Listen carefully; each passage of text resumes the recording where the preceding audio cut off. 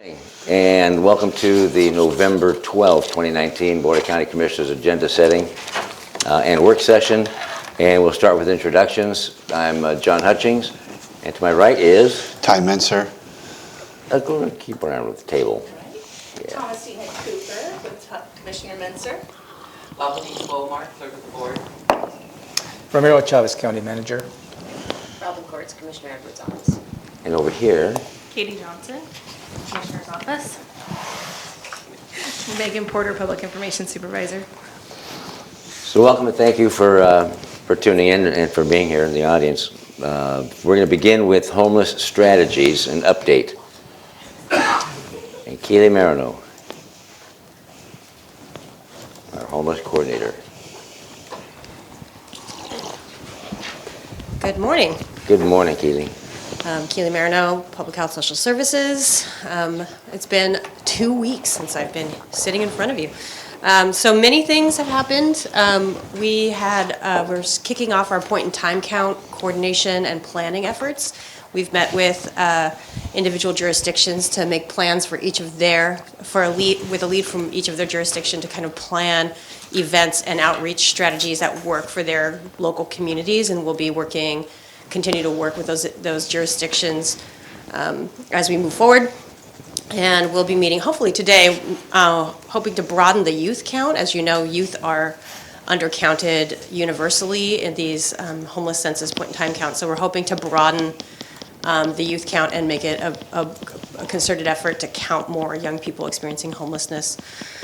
So that's well underway. The Office of Housing and Homeless Prevention headed out to Spokane for the Conference on Ending Homelessness, and it was excellent. There were excellent breakout sessions during the conference that we tried to spread out, but we ended up often being in the same workshop. But many excellent strategies on working with indigenous populations, which are overrepresented exponentially in homeless crisis response systems across the state. Especially in homeless crisis response systems, meaning they are counted in the point in time count, although not counted well, and yet they're not represented in homeless management information systems data, meaning they're not entering homeless crisis response systems. So we've got some excellent strategies on working with those folks, racial equity work, and then looking at shelters, enhanced shelter systems to improve exits into housing projects from low barrier shelters. So excellent information, good networking that happened up in Spokane. And then upon returning, I met with the Hazardous Weather Task Force, which we kicked off our cold weather season on the 1st of November. It's going rather well. The only, as far as I know, the only low numbers for shelter, which are normal at the beginning of the cold weather, are for the Catholic churches, so St. Mike's and Sacred Heart, not quite up to the full 100% capacity yet, which is normal, just getting people used to that being an option, as well as Salvation Army, since they haven't been able to provide shelter beds on a continuous basis, their capacity hasn't met. We haven't been at 100% yet, but we anticipate it being full for the remainder of the season as people realize that that is an option and that other providers know that that's a place that they can refer folks for shelter at night. And then we were, during the Hazardous Weather Task Force, the now interim Assistant City Manager, Keith Staley from the City of Olympia, mentioned their efforts to mitigate some negative impacts happening at the jungle with residents burning their garbage, but abutting the fence of intercity transit. There's some pressure on the landowner as well as on the city from intercity transit side to mitigate that issue as soon as possible. Just Housing and other nonprofits have been on a weekly basis attending to the garbage at the site. That's just not adequate for the 30 to 60 residents that are currently at the jungle. And so Keith Staley and the City of Olympia has issued an invitation for the county to join them in an effort to help alleviate some of the garbage situation at the jungle. They're going to be providing a dumpster there for extra garbage removal. So we've been issued an invitation to join them in that effort. It is a conversation that we had about my first 2 weeks of work here at the county, where solid waste was curious about how they could get involved in homeless crisis response. So just letting you know we've been invited to participate.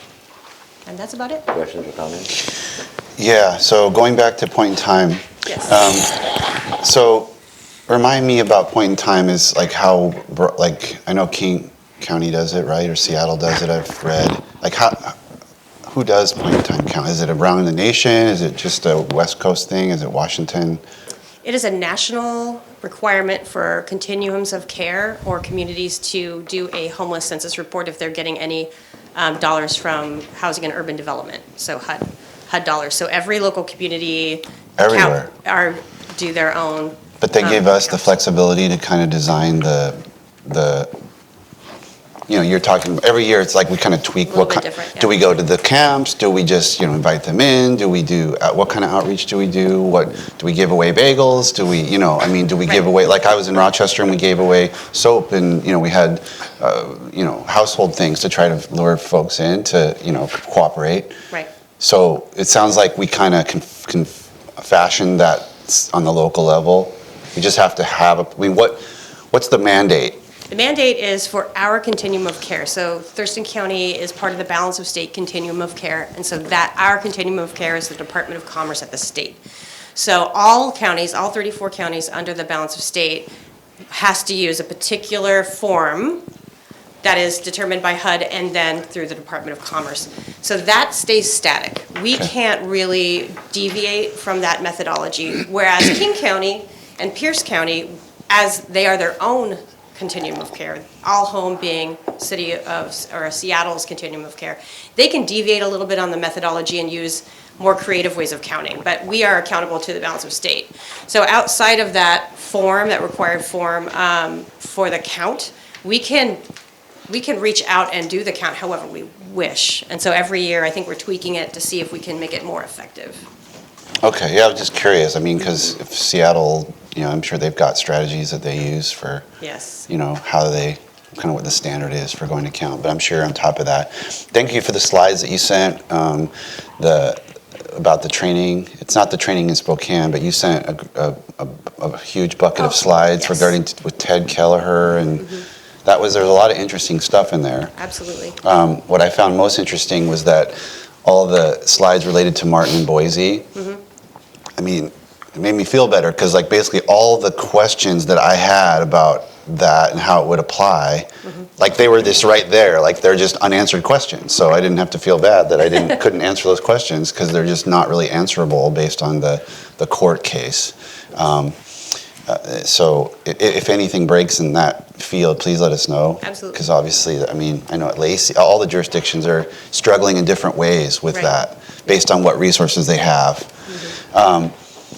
The Salvation Army has come up. Before you get off that, the point in time census, the questions, there are a certain number of questions that are all mandated Yes. to be asked, right? Yes, But we can add additional questions? we can.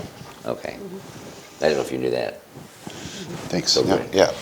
The Salvation Army, I toured there last beginning, and then they had this big area that they were going to open that was under construction. I don't remember the exact timeline. And then I heard that they, I think you described a month ago or so that there was sort of a philosophy change at the national level, and now they're not doing things they used to do. So I'm kind of confused. Can you give me an overview of what, at this point in time, the Salvation Army does and does not do? Yes, it has been pretty flexible as far as I've understood it. Currently, what they're able to do in their space is to provide cold weather shelter beds for 20 men and 10 women, and that is all they are able to do currently. I know that there are conversations with the city of Olympia about potentially, if they find extra funding, would they be willing to operate a 24/7 shelter for the cold weather season alone? I don't know where that conversation currently sits. Otherwise, the meals are still occurring, but they're occurring in the community kitchen, the same community kitchen that's been there for a while. The plan was to move that kitchen up to that open area, but that is no longer right now currently on the table. Right now, it's serving as a kind of storage space for all of their holiday activities. So it's occupied currently with all of their items. for the Toys for Tots and all the other, and the kettlebells and all that. So that's, the shelter side is in operation, but only for cold weather. Okay, thank you. May I add to that before you get off Salvation Army? Yeah. This last weekend, I had the opportunity or pleasure to meet an elderly couple that are retired from the Salvation Army. And he was a commander, captain over in Benton County, that area. And we talked about Mark Stearns and spoke very highly of him and said, we're very,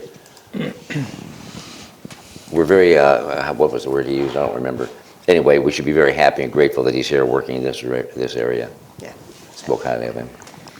He's definitely gone out of his way to help this community. Last winter, he just really stepped up, and he's stepping up already. He provided the cots and blankets for that extra 4-day cold weather that we had at the First Christian Church. He provided all those, came down when it was his day off and opened the doors and made sure everybody got what they needed. And They said we were fortunate to have him. Yeah, absolutely. Yes, sir.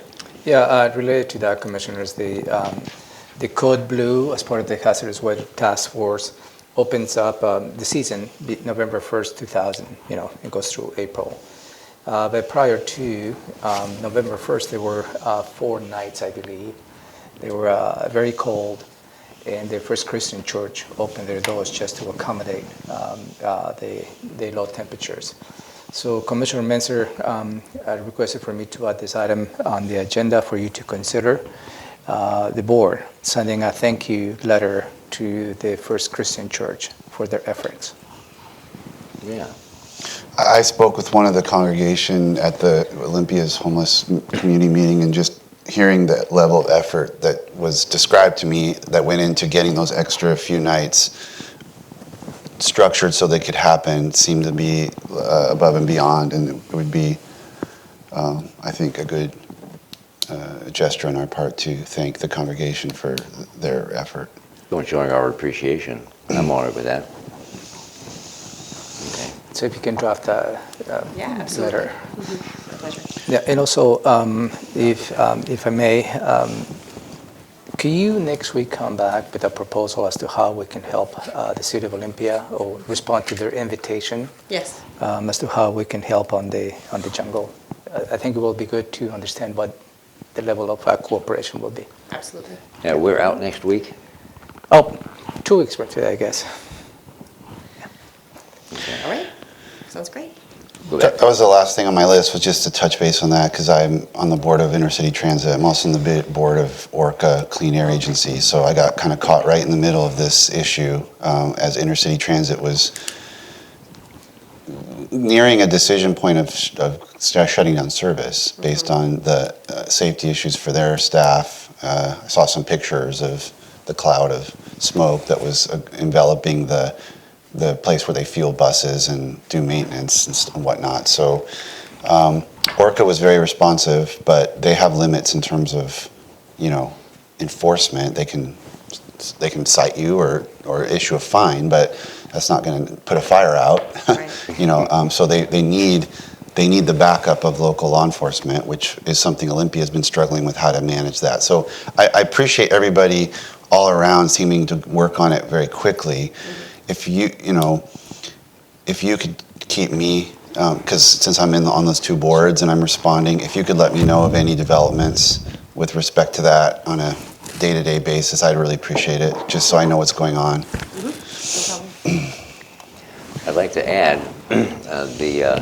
regardless of what, or in spite of some of the comments you have heard regarding the 5-year plan, you did an amazingly brilliant job on it. Thank you. Oh, thank you. And I read it, and I don't know if I read this, what I'm going to say, in that paper, or if I read a different research paper that talked about the myth of homeless youth.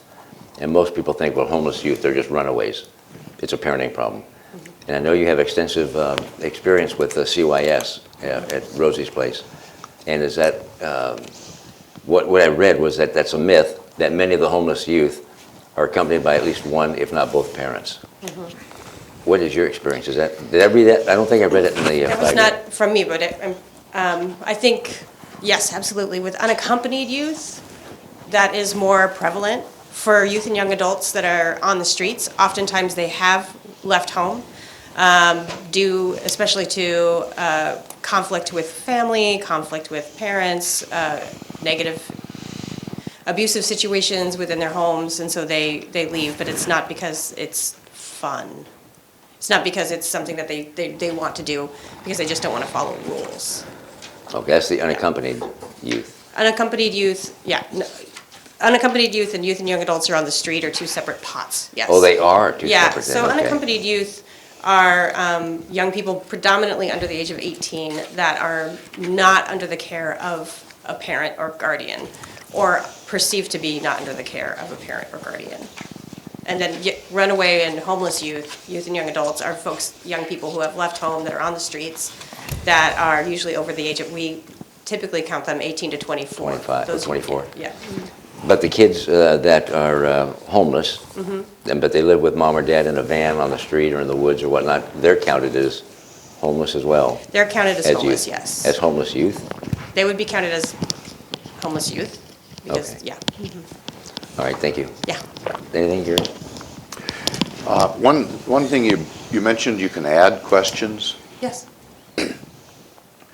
and at what point would we get an opportunity maybe to select some questions to add to that questionnaire? I would say now is a time to suggest or make suggestions. Faith Adicott, who is our contractor, has been reconfiguring the form just to make it a little bit more user-friendly, and has added a question of where was your last address? And if it was, or I'm getting the wording wrong, but essentially, what was your last address where you received mail? And if that was in Thurston County, how long have you been in Thurston County? As well as one around LGBTQ status. So she's already added a couple of questions. Okay, thank you. Are we prohibited from asking certain questions, though, because money's attached to it? I would have to do some investigation into the HUD requirements. I mean, we can't ask certain questions that are protected. Our census does not ask about HIV status. Okay. So Or national origin? Or do we ask that? we ask that. Okay. All right, thank you. Thank you very much, Keely. We'll see you in a couple of weeks. Okay, sounds great. Keely, I just want to continue to repeat how useful I find this weekly update about all the homeless stuff. So thank you I hope we keep doing it. All right, now we're going to move on to this afternoon's November 12th, 2019 Board of County Commissioners agenda.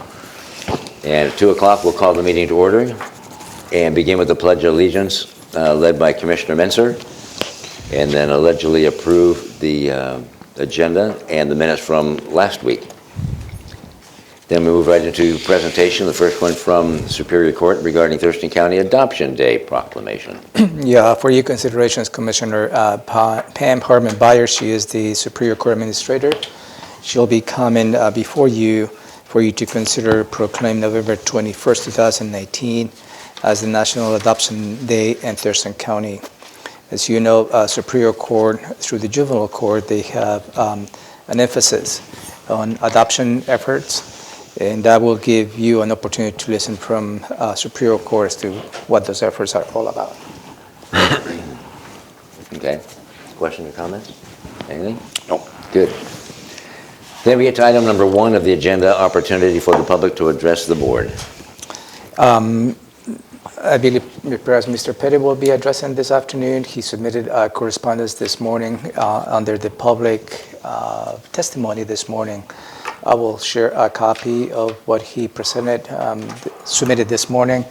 So I would assume that he will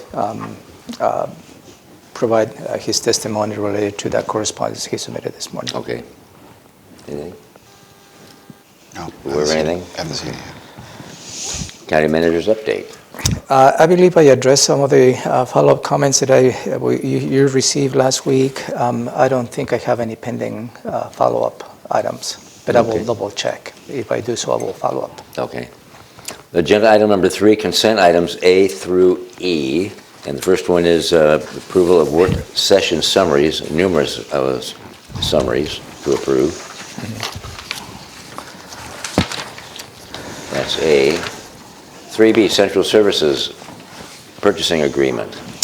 Yes, for your consideration, Commissioners, you reviewed this item last week, and under RCW 39.34, and also within our county's procurement policy, allows intergovernmental agencies to cooperate in purchasing goods and services utilizing same type of agreements, also known as a piggyback in a particular contract. In this particular item, Central Services would like to get into an interlocal agreement with Intergovernmental Cooperative Purchasing with Washington Learning Source. And this agreement will allow to secure goods and services related to security controls. And again, this is allowed by state law as well as by the county procurement policy. And it's no new items. It just allows for the flexibility to purchase those without going through a formal bidding process. Okay. Anything? No. Gary? 3C, Public Defense. Yes, Commissioners, for your consideration, early in the year, you approved a new charter for the Law and Justice Council. And within the new charter, you identified adding new members and defining a little bit more in details what the purpose and intent of the Law and Justice Council is. Within the updates, you included the representation of 2 citizens to be part of the Law and Justice Council. And for your consideration is for you to consider appointing Mr. Steve Tilley and Ms. Kelly Olson. Ms. or Mrs. or Mr. Ms. Kelly Olson as part of the this Law and Justice Council. The Law and Justice Council reviewed those applications. They held a public hearing on October 17, 2019. And the Law and Justice Council is submitting those recommendations to the board for you to consider a formal appointment. Patrick O'Connor, the Director of Public Defense is here. And he's also the chair of the Law and Justice Council, can give you additional perspective on that. Good morning, Commissioners. Thank you, Merrill. Good morning, Patrick. Good morning.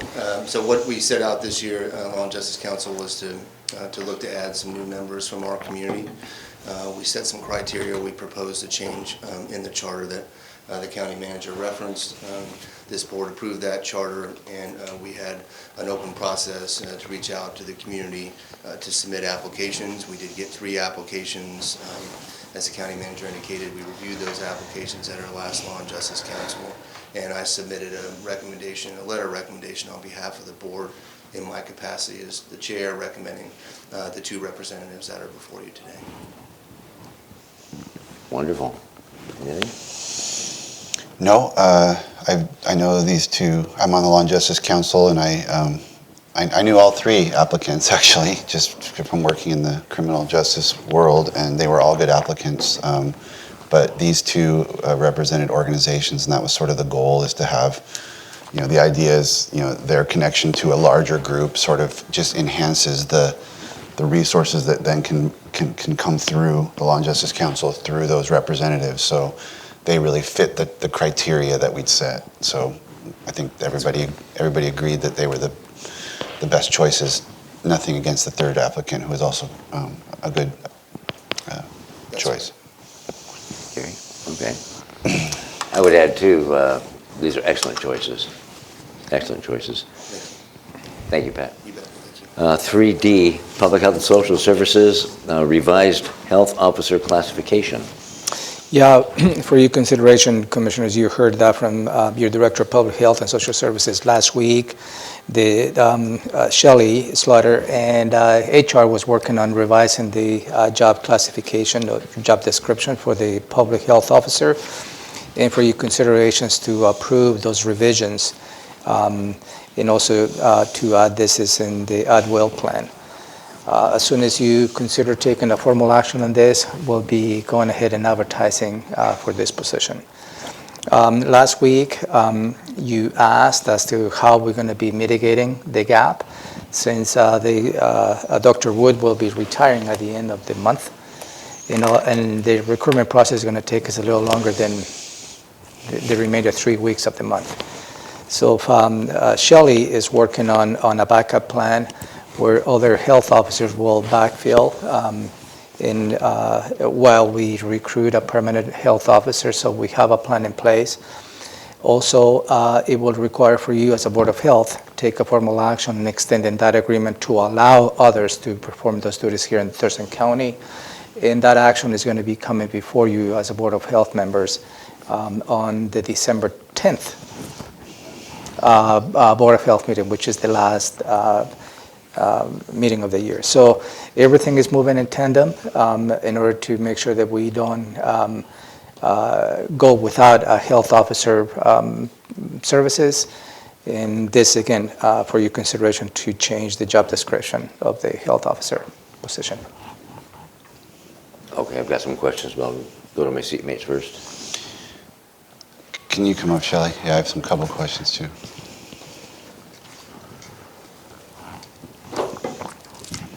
Good morning, Commissioners. Shelley morning. Slaughter, Director of Public Health and Social Services and Administrator of the Board of Health. So I know we had in-depth discussions, I think in the summer, about why we were making the changes. But I've been asked recently, and I couldn't really remember the details. So I just hoping. So, the first question is: are we doing anything besides I know it's 0.04. I'm sorry, 0.8 FTE back to 0.6. Correct. Is that the only change? Are we changing something else about the duties or job description, or is there some other change that's substantive? Yes. So that is the primary change. Is the FTE of the health officer, and the classification that you have before you has been modified. The last time that the full classification was reviewed was, I believe, 2002, I think, is when we last looked. So a pretty long time ago, and it didn't accurately reflect the current practices of the health officer and the current structure and services offered by our department. So HR assisted me in doing research with other local health jurisdictions to look at health officer recruitments and classifications from other counties. And this classification has been updated to reflect those changes. And primarily it really just the classification itself refers to the RCWs and the WACs that are specifically required by the position. So it's a little bit simpler to help kind of broaden who we might attract for the position.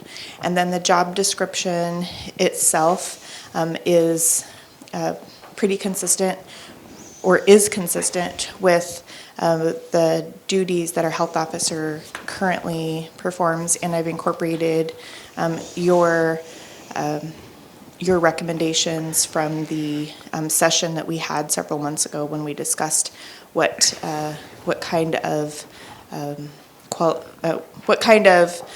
qualifications would you like to see reflected in the job description, or I should say, desired skills. So to kind of summarize that, it's more of updating the classification to be consistent with what, say, Dr. Wood has been doing versus setting some new vision and asking new duties of the upcoming officer, or is there a mix of the two? I would say it's a mix of the two. I wouldn't say that it's some kind of significant new vision. That would come from you as a Board of Health, since that's an appointed position, if you had a new specific direction. But yeah, this more accurately reflects what the health officer of Thurston County's duties are now, as well as mirrors that with other local health jurisdictions, because many local health jurisdictions share health officers across the state, and we have kind of a small pool to pull from. And then the second thing that on my list was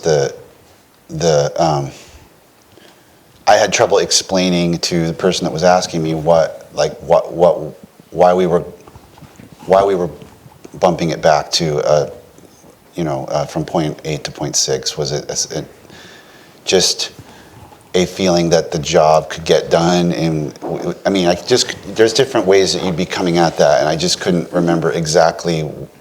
I know you convinced me at the time, but I just couldn't remember exactly what the rationale was. Sure. A couple different things. Prior to Dr. Wood joining Thurston County about 5 years ago, the position was a .6 when Dr. Yu was here for many years.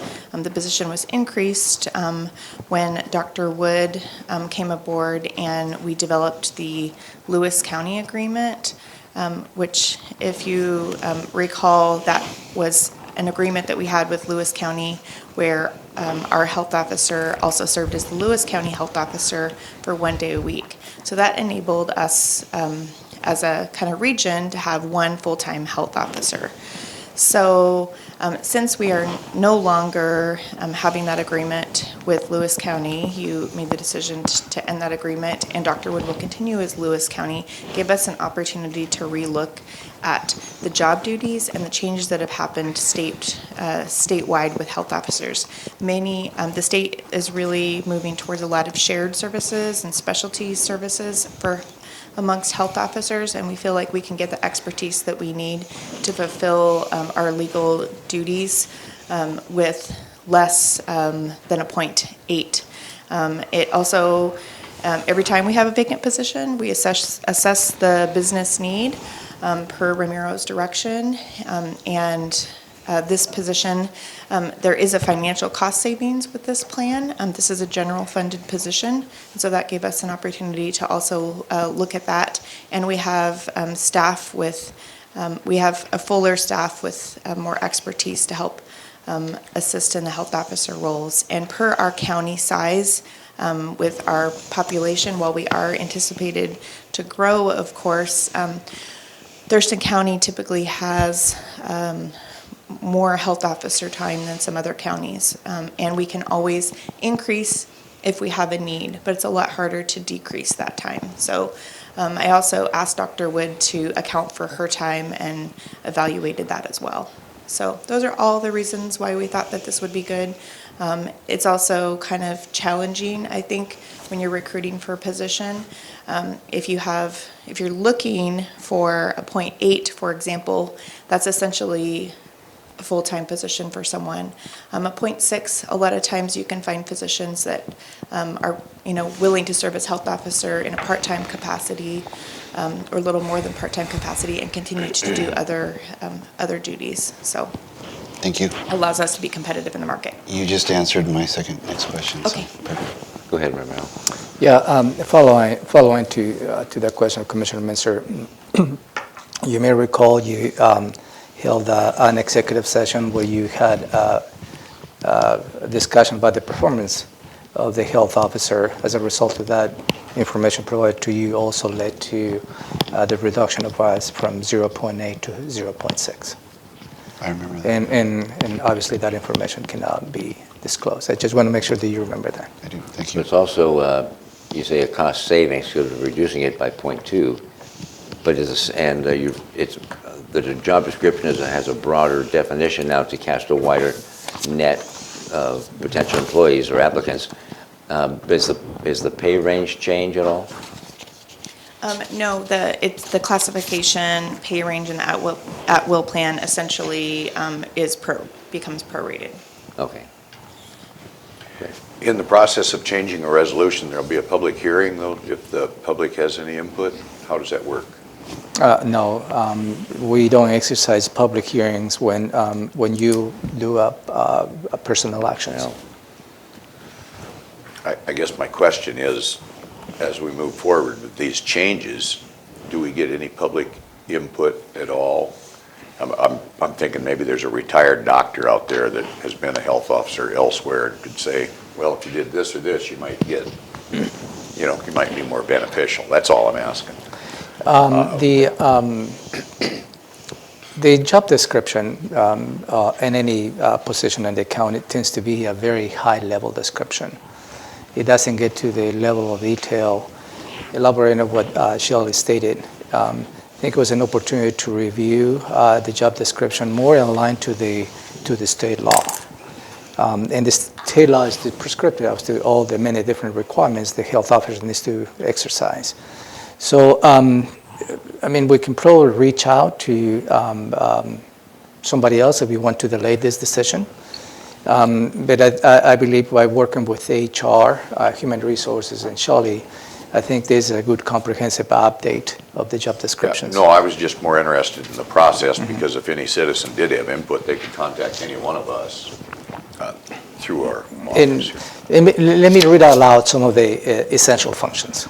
That may probably give you a perspective of. And before you do that, because I want to hear that, but we reclass positions all the time. And so it doesn't go to public comment, but we still have telephones, emails, and opportunity for the public to address the board if need be. Go ahead, Romero. Just to say that these items are on your agenda, and if the public sees them and wish to comment, Yeah. they're certainly open. So just to give you an idea, I'm not going to read everything, just give you pieces of it. Enforces the public health statutes of the state rules and the State Board of Health and Secretary of Health and local health rules in accordance to RCW. Is a list of several RCWs in there. Take such action as necessary to maintain health and sanitary supervision over Thurston County. Inform the public as to the causes, nature, and prevention of disease and disability of the preservation, promotion, and improvement of the health within Thurston County. Prevent, control, or abate nuisances which are detrimental to public health. And then gets a little more in detail of collect such fees are established by the State Board of Health. Inspect as necessary expansion or modification of existing public water systems and construction of new public water systems. Take such measures to deem necessary in order to promote public health, to participate in the establishment of health, educational training, and activities. So the description is pretty high level, and I think most of the functions are related to RCWs, which dictates what the health officer should do and perform. Is that what you needed? Yep, thank you. If you have any other questions, feel free to. All right, but I'm not interested in putting this off, because you asked about that, and I'm not interested in delaying this, are you? No? No, Okay. not at all. Good, thank you. you. Thank you, Shelley. Thank you. Next is Thank you, Shelley. 3E, the auditor's, the voucher list. And I've gone through them. I trust my seatmates have. Any questions or polls or questions? Nope? Nope. All right. Agenda item number 4, emergency services, advanced life support, cardiac monitors. You also reviewed this item last week, Commissioners, and the proposal before you is to purchase 14 monitors for the amount of 400 heart monitors for the amount of $467,751.60 precisely. So the current cardiac monitors have exceeded their useful life, and Medic One has recommended to go ahead and go with the purchase of this 14 new units, also known as the Fifth Life Pack. And the purchase is going to be, again, going back to piggyback on the Washington State contracts. It will be with the Washington State Office of Management and Enterprise Services, which is a contract with Value Point, which is the supplier of those units. Again, Kirk Harding, Director of Emergency Services, is here. If you have any additional questions related to this purchase. Maybe any questions? Kurt? No, I think looking at my notes from last week, looks clear. Okay. Nope. No questions. That was 4A. 4B is professional maintenance contract for cardiac monitors. Yeah, item 4B is related to item 4A, and this is for to get a 4-year maintenance contract with the same with Stryker Procure Services for $93,648.24. And again, this has been reviewed by the Medic One board, and has been submitted to you for consideration. Any questions? And they're separate Separate. intentionally, yeah. Is Deliberately. one is for the purchase, and the other contract is for the The maintenance. maintenance. Anything? All right, got it. Thank you, Kurt. 4C, Homeland Security Grant. On a yearly basis, we receive a grant from the Homeland Security. This particular items related to the fiscal year 2019. Thurston County Emergency Management is the coordinating agency for Homeland Security Region 3, which includes counties, cities, tribes in Grace Harbor, Lewis, Mason, Pacific, and Thurston counties. And again, this Homeland Security grant is for $301,887. And this does not require a local match. And some of the activities that we might be able to fund with this particular grant will be to invest, build, sustain, and deliver the core capabilities essential to achieving the national preparedness goals as stated on the Homeland Security. And Kirk Harding is here to answer any additional questions on this. Any questions? No. Anything? And again, the board authorized this, the medical board?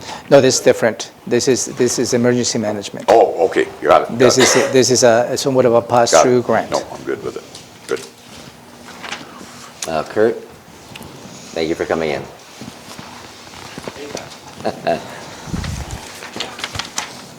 Agenda item number 5, Community Planning, Economic Development, the Comp Plan Amendment. Yeah, for your consideration, Commissioners, item 4A and 5A and 5B are related. The first one is related to changes on the comprehensive plan, particularly related to the Evergreen State College, which is they are located in 999 acres. And they submitted a request for you to consider changing the land use from rural residential resources 1 to a major educational institution. And this is this potential change. You review this in a couple of occasions. They have gone through the public hearing. The Planning Commission has submitted to you for full recommendation. And I believe, unless you have any additional items, Maya is here to answer any questions, but this is the last step in making this after a long public process. Any questions? Nope. Any questions? Well, I thought maybe they could make a longer motion out of it. That's only half a page, yeah. Thank you, Maya, if you wrote it, thank you. We'll take a recess while you're reading that.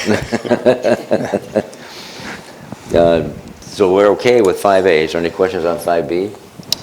Or you want to go ahead and go through it. 5B is the periodic update to specific chapters of the Thurston County Comprehensive Plan. They will include chapters 1 through 10, chapters 12, the glossary, appendixes A through F, as well as related maps. And again, it has been what I believe a long journey, which has involved many public hearings, public engagement. You held a public hearing. You discussed. You had a lot of questions. The staff provided those, I believe, the answers to all those questions that you had. And again, this is just the last step in the process that you may consider this action. I do have to say the action, the description of the motion will be changed a little bit. For 5B? But nothing significant on 5B, yeah. Okay. Anything? I do have a couple of Yeah. questions. Maybe this is for the county manager rather than Maya. Where it says, and affirm that no changes are needed to manufacture housing for consistency with state law. Does that affect anything we're doing on the ADUs? No, sir. Then that portion of the motion is going to be taken out. So I don't even need to ask about that? Is that what you're telling me? Well, because since the process didn't include any modifications to the manufacturing housing, so the motion, from my perspective, is not appropriate to affirm something you Okay, haven't changed. that's what I was kind of wondering Yeah. about, why that was in So there. that is Okay. going to change, and we'll review that for this afternoon. And will this have anything to do with the deadline? Last week, we talked just a little bit about the possibility of including that Grand Mound UGA area. Does that have anything to do with this at all? I mean, is this the Please give piece me that, additional information. well, that we're up against a deadline on when we make certain adjustments to the comprehensive plan? And we talked about the possibility of including the Grand Mound UGA, the Drott property. Two different processes. Nothing to do with that. This is what you already approved on the 2017 scope of work, and this is the result of that. And also, may I recall that the 2017 scope of work included other chapters in the comprehensive Okay, plan. no, thank you, I just wanted to. And if there is any additional applications to be included on the comp plan, you will have the opportunity to review those in the spring when you establish the new scope of work for the comprehensive plan. But the deadlines for those applications is That was coming up for November today, 15, I or- believe, November 15. 15th. That's what you're asking, right? That's Okay, what I was gotcha. asking. It's November 15 in which any new citizens initiatives can be received for you to consider Oh, next okay, spring. that's what I was looking Yeah, for, thank you. okay. And are we still on track for the comp plan to be completed by the end of the year? Those are the actions you will take today This to completes it accomplish then? the periodic update. It's only some chapters that are essential to be in compliance with the Department of Commerce. Beautiful. There are others, they need some work, and one particularly is the agricultural chapter, that you had great conversation on that, and I believe you will be considering adding that on next year's scope of work. Okay, very nice. But the experts are here if you want to ask them any questions. Any questions? No? Any questions? Maya, thank you. Josh, thank you. Maya, thank you again. Josh keeps pointing to you. All right, agenda item number 6 is the auditor setting a public hearing to change precinct boundaries. So, real quick, the auditor's representative is en route. So we may want to skip that item and come back. Okay. I have on your agenda It's tied item number here. 2, Oh, okay. specifically to walk you through the details. Oh, okay. Yeah. So we can just pass through it at this point. Yep. So I have it on the agenda to give you more time. Right. Yeah. And again, this is for your considerations to set a public hearing for December 10, 2018, 3 in the afternoon here in this room, for you to consider taking public testimony for proposed precinct adjustment. And again, I have a lot of information that I would like to share with you, but I don't want to steal the thunder of the auditor's office. So on your agenda item number 2, later today, they will come and give you a broad perspective as to what those changes are all about. Okay, so we don't need to wait for them now then? No, We're just having a public hearing? although here's the auditor herself. Okay.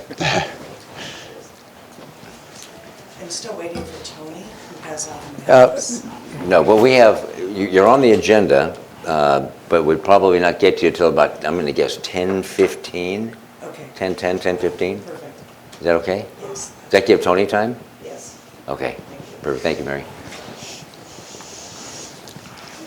So any questions on number 6 then, just setting the public hearing? Nope, okay. Number 7 on the agenda is the county manager, and this is the ballot measure for April 28, 2020. Yes, Commissioners, for your considerations, take an action and put in front of the voters a ballot measure for considering building a new courthouse at Regional Administrative Building. And this proposal is to put it on the April 28, 2020 special election. There has been a lot of conversation on this. I don't know if you want me to walk you through all the details and the different steps, But again, this is just the result of the conversation that you had over the last few months. Yeah, and I don't need it again. Do you want it? Do you want it again? No, I have one, I don't know, Sure. issue possibly. Yeah, please do, yeah. Under the action Uh-huh. of that, about the third line down, April 28th, 2020. I just wonder why it says "of," if you read that. To levy regular property taxes in the excess of the limitations, is that what you're talking about? April 28th, 2020, of a proposition authorizing. Submit. I'm just wondering. I think it should be for. Action. Okay. Will it be of a or for a proposition? Yeah, authorizing? let me work on that, okay. Yeah, I mean, I'm just wondering if there was some legal reason that word was in there. Just Yeah. missing. I'll touch base with Okay. Elizabeth, yeah. Good eye. Thank you. Okay. Any discussion on that? Any questions? Anything? And will you read it or have Well, Ty read it? I would suggest probably that Ty would read Okay. it. Okay. Then 7B, then we report on our stuff, and then our activities and boards, and then the county manager, and then we adjourn. That takes care of the meeting for this afternoon, November 12, 2019. And now we're going to move right on into proclamations and awards.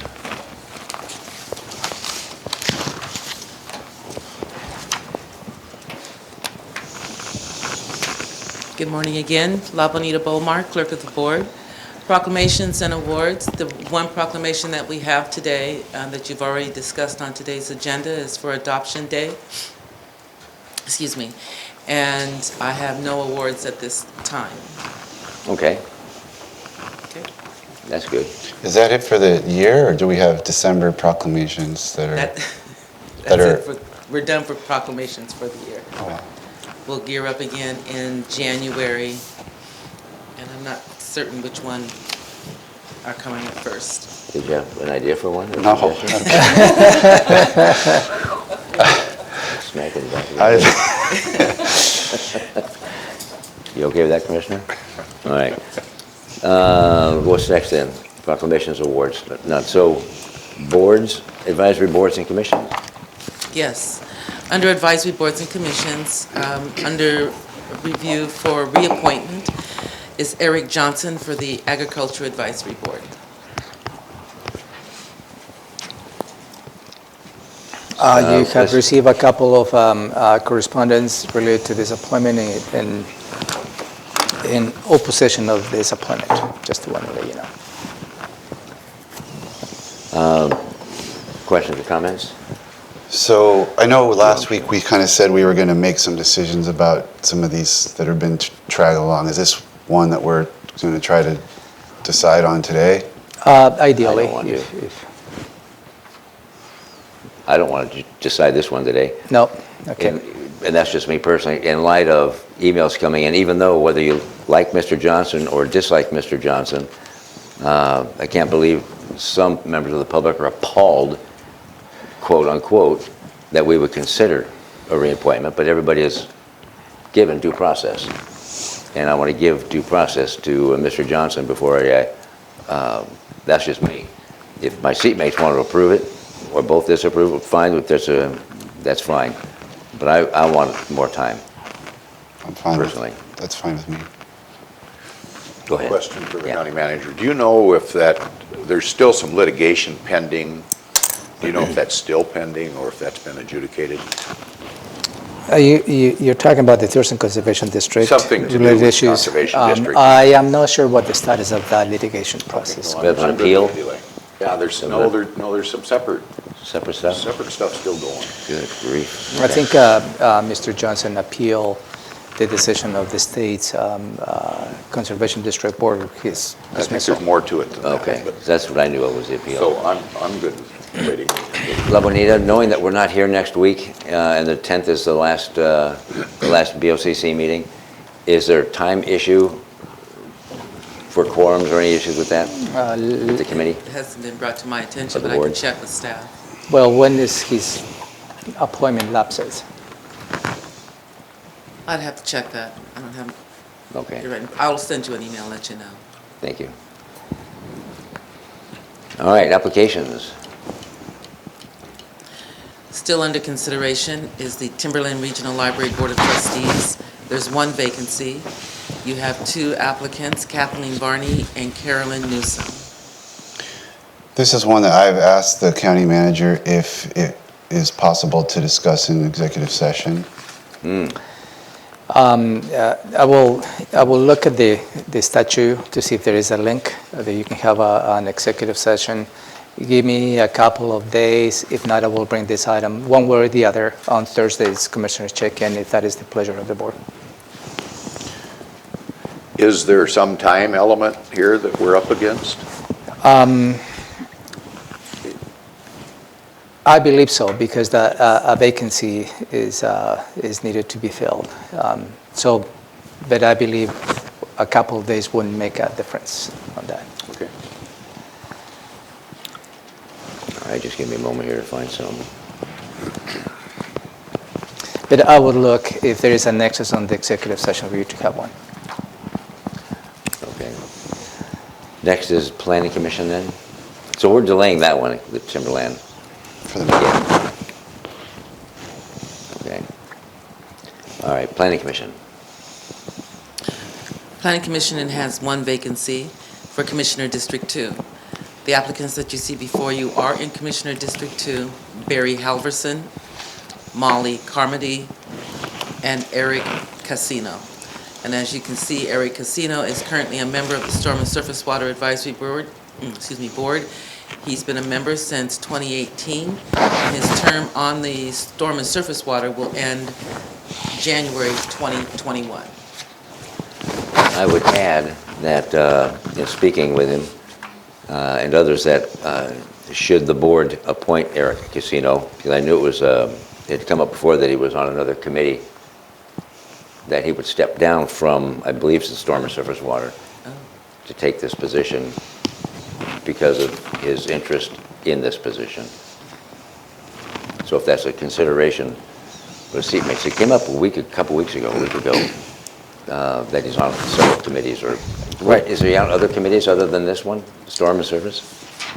I think that's the only one he's serving right now, Okay. the Storm and Surface Water. So I'm being told that he is willing to step down from that if he's appointed the Planning Commission. So there's no conflict or extension of his time, overextension of his time. So Planning Commission, one open and three. And I believe Applicants. Ms. Carmody was elected to the Yelm City Council. So, Yeah. Go. Yes. You want to start? Let's start you, Gary. On one of these individuals, and that'd be Molly, that was elected to the Elm City Council the other night, sometime back, and I'm going to say it was about 2 years ago, this board made a determination. Now we've got new complexion of the board, but the board made a determination that unless a board or commission called for an elected position from another governmental entity, that we preferred not to have elected officials sitting in citizen seats. So I just wonder, is that still the wish of the board? I mean, I guess I'd say I recognize the need for it, because I think there's undue influence from elected officials that sit on boards over citizens. And that was the reason. There had been some problems that developed a couple of years ago, and that seemed to be the solution to that particular problem. So I think I still favor that position, although I'm open to arguments. Unless the board or commission mandates an elected official. Mm-hmm. Okay. I know she got some good letters of recommendation, from citizens. But I agree with what the board did, this board did a few years ago, 2 or 3 years ago. 2.5-ish. Early 2017. Yeah. Was it? For that reason. Any comments on at least that piece of it? I heard the argument back when you first made it earlier this year, and I don't know that that's persuasive to me. I think it's case by case. It's consideration. I don't think it's not relevant. It's not irrelevant, but I don't think it's, for me, it's not a per se Okay. disqualification. It kind of, the nature, of the jurisdiction, if somebody was if kind of what's the overlap between what they've been elected to do and what they're serving to do. I mean, if somebody from the Yelm City Council wanted to be on the Historic Commission, I don't know. Or so I'm trying to think of what would be, to me, a pretty big gap that I would find to be appropriate, and that can be a continuum. So I guess to me it's a consideration, and that's it. So it sounds like that's not going to change then, that policy, at this point. Well, it sounds like you and I both agree that there was a reason for it. Yeah. Now, we've got the history here, so I guess without going into details, I think I'm satisfied with staying that way. So, with considering that, then we've got two otherwise qualified applicants, as far as I know. Barry Halverson and Barry Eric Casino. Halverson and Eric Casino. I would say both of them have been fairly active in their own areas. I see Eric here quite often at our own board meetings. So he's been following government activity for quite some time. I know he's got his champions, and Barry Halverson has been active, I don't know, for the last, let's just say 7 or 8 years on the lake management things. Mainly he hails from the Lawrence Lake area, and his advocates are other members on that lake management out there. So he had made a proposal and a willingness to sit on the planning commission. Well, it's been several months ago now, and this board decided that there'd been an article written in the Olympian and referring to boards and commissions that we oversee, and we were hoping we'd get more applications in. I didn't see any more applications come in from that article myself, at least on this one. So I'm inclined to go along with Barry Halverson. He was the first one to step forward. Now, Eric also is a qualified candidate. So, but I guess I'm going to go with Barry Halverson for now, as he has expressed quite an interest in this area. But I'm open to discussion. You want me to go first, or you want to go? It doesn't matter. I'll be succinct. My preference would be Molly. I don't know that there's a policy in place that precludes me from voting for someone that's an elected official. She has she's actually been on the Yelm Planning Commission. So, Planning Commission is probably one of the biggest, most sort of labor-intensive and thought-intensive boards that we have. And so, somebody who has that experience, I think, is valuable. Plus the letters of recommendation, I think, all make her the strongest candidate. If that's a no-go because of her position on Yelm City Council, I guess Eric would be my second choice based on, I did have an interview with him at his request, but I spoke with him about what his qualifications might be. And, the only thing, he said he'd applied several times in the past, and if there's any history I should know about why he was passed over in the past, I'd be happy to hear that, because I don't know the circumstances. But I found him to be, a reasonable candidate. Are you aware? Because I don't remember discussing him at all. I don't remember any reasons or issues or his name coming up before on any boards or commissions. Okay. He said to you, though, that He told me that he'd he had applied been for a passed planning. over for something? He just said that he had applied, I think 3 times to be a planning commissioner. And Over the I believe years. it was 2 applications, Mr. Casino and Mr. Carmen. And who? Carmen. Oh, okay. And I believe the board went with Mr. Carmen the last time. Okay. Sometimes there's no reason other than it's just Yeah, just another only a seat candidate. to fill, and there's I 2 agree. applicants and 1 person. I don't recall anything, at least a matter of discussion, the board had related to Mr. Casino. No. So his interest has been persistent and, Yeah. and ongoing. And when I look at the 2, Barry Halverson and Eric Casino, I too conversed with him, and he's affable. I know he's applied in the past. I don't know about why he wasn't, but it makes sense now. And Barry Halverson, he's got an impressive background, having volunteered with fish and wildlife, and long-range strategic planning is his strength. I'm not opposed to either one of those folks, but if I had to just flip a coin, I would go with Eric. But I'm going to ask La Bonita. Eric has been storm and surface water since just January last year, so No, he's been with the Storm and Surface Water since 2018, January 2018. January 2018. okay. It's about 2 years. Oh, about 2 years, okay, there we go. And what does that do to the Storm and Surface Water Advisory Board then, if he were to step down? If he were to step down, then that would create a vacancy, and they would be looking for a replacement. Right, does it put him in a bind? Do you know, or do you have any idea? I do not know, but I will check. And I would have to confirm, because it's not binding, but if he says he would step down, if appointed, and my decision's kind of based on that, this is my decision, it's not a mandate. If he would do both, I wonder if he would have time to do both, if he would change his mind and not step down.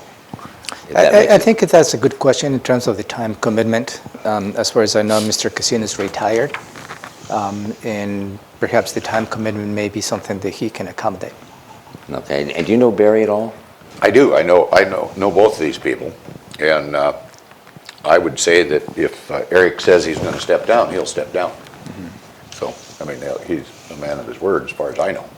And aside from meeting with Eric, do you know Barry at all? Barry Halverson? I don't know Barry. If you had other information about him, I don't know. Just his 1-pager is all I know about him. Is that what he stated? If he's appointed to the planning commission, he will step down to the surface? Is that? I had someone tell me that, and then when I asked him, he said, yeah. Oh, okay, so you have a first-hand information about that then? Then, yeah. But it's not a commitment, is what I'm saying. So if I were to say, yeah, I would go with you, and then to have him say, well, I don't want to step down from the other one. And it was just wondering what kind of bind that would put storm and surface water in. I would have to contact staff, and Okay, but still, you know both of these gentlemen, and you'd go with Barry. Well, yes, I would. They're both good applicants. Barry's got, I don't know, a 30-year military career. He retired as an 06. That's a colonel. Quite a background. Yeah, and he's got the time to do it, but it sounds like so does Eric have the time to do it. So my first choice at this point in time, because of the timing and everything else that went into it, would be Barry. Okay. I've been contacted by others within the lake management area at Lawrence Lake, not out at Long Lake, because there's another district out there. And he's been their representative on a lot of the lakes things, so I'm inclined to stick with Barry, and that'd be my nomination. Okay. I'm good. So you're saying you're Eric I'm saying that Eric is my second choice, I think. Yeah, over Molly? Over Molly, behind Molly. Then I'll say Eric as well. Okay, so we'll bring this item this afternoon for your consideration, if that is okay. Okay. And it has nothing to do with Barry. Nothing disparaging, of course. Very That's the qualified man. process. I'll check with Barry and he might continue the interest and see if there isn't another opening that Okay. works out there. Yeah. That's all that I Any have. more? That's it? That's it for today. Okay, Thank you. good, thank The you. only remaining item related to the advisories and advisory boards and commissions, it will be the representatives for the Timberline Regional Library Board. I will see if there is a nexus for you to have an executive session. Okay. If in fact you have a nexus, I will have one this coming Thursday as part of your commissioners check-in. But for some reason there is not a nexus, then I will bring this item for you to have a conversation this Thursday. All right. All right. Yep, that works. Now, normally we would take a break at this point, but since we have the auditor at all here, can we just jump to that one? Because it's an informational piece. IT's Inter- Or does that could take IT long? Well, I know intercity- IT's here. Okay, whatever is your pleasure. How much time do you reckon you might need? I don't think we're going to need much time. It's really going to be dependent on your questions. Okay, how about Ann? How much time do you think IT needs? Pardon? We're going to take 5. Okay. You're on there. We're going to jump to number You 2, lose. proposed changes to precinct boundaries. Thank you very much. I appreciate that. We're still in the middle of an election. While it may seem like it was last Tuesday, Yeah. we still have a long ways to go. So Thank you. Tony actually is spending most of his time out at the ballot processing center. So, and he also does all of our precinct maintenance Thank you. and GIS work. So I really appreciate Thank you, Tony. this up. So typically, we would be coming to you in March or April for precinct changes, but because of the way 2020 falls next year, we simply don't have that window of time in 2020 to make the precinct adjustments that we need to make. We have a countywide election in February. That overlaps into the March presidential primary. We have an April countywide election, and then, of course, we're into filing week. And it's required that we have precinct changes done 2 weeks prior to the first day candidates file for office. And the reason for these precinct modifications is simply due to the growth in the county. State law requires that precincts not exceed 1,500 registered voters, and the precincts that the changes we're bringing to you today are simply a result of new subdivisions going in and growth to where they have either exceeded 1,500 registered voters or they're getting close to exceeding 1,500 registered voters. And because next year's a presidential year, we anticipate another 25,000 people registering to vote. So you've got the maps in front of you. I'm going to have Tony go ahead and walk through the logic of why he split them where he did. Okay, so we have 4 precincts that we need to divide. Can because you they're- describe what do you do for the auditor's office? Oh, I'm Tony Wicki. I'm Oh. an election technician with the auditor's office. Thanks, Romero. I So just we presume have- everybody knows him. So we have 4 precincts that need to be split basically because they're at or exceeding that active registered voter limit. One is in Lacey, one is in the city of Tumwater, and then there are 2 county precincts. And the first map kind of gives you, the green on the map gives you an outline of where those precincts are located. Then I have individual maps for each of the precincts. First precinct would be Hardwood Precinct. It's out in the Lacey area. If you look at the southern portion of it, you can see there's a rather large housing development going in there. It's already exceeded that active registered voter limit, so we're proposing divide it. It's along section lines where that division would take place. So first, any questions on that? Hardwood? Questions? The whole bottom section of that, those are houses that are coming? Yes. Okay. Do we know how many? They're 10th acre lots, so I anticipate there will probably be 800 in that area, probably close to it. Our voters. Usually, I think there's about 1.5 voters per household on average in the county. Go ahead. Right, just one quick question, Tony. On your proposed results, it does say its approximate voters affected is 6,000 voters. Is that due to the fact that those precincts are going to have additions or deletions in numbers? How does That's that, the what does that total mean? voters in all 4 of those precincts. Okay, but I mean, we're not, Are we going to change them out of any districts or anything, like No, one they're school all there. district to another The only thing that commissioner would change district? would be their actual precinct for some of them. There'll be like half of the Lacey one will stay the same precinct number and that, and then we'll have to add a new Lacey precinct for the southern half of the Lacey one that needs a new precinct. And So- that'll get its own new precinct then Yes. because of the numbers? Yes, Okay. all the commissioner districts stay the same. There's no ledge district or anything like that. They remain in all the same districts. Okay, thank you. So our next one is the Hennis precinct. That's out South County, down towards Rochester. We're dividing that on, I believe it's 83rd. Sorry, the resolution isn't a little bit better on these maps. The majority of the population in this precinct is down south. It is a little bit of a growing area out there.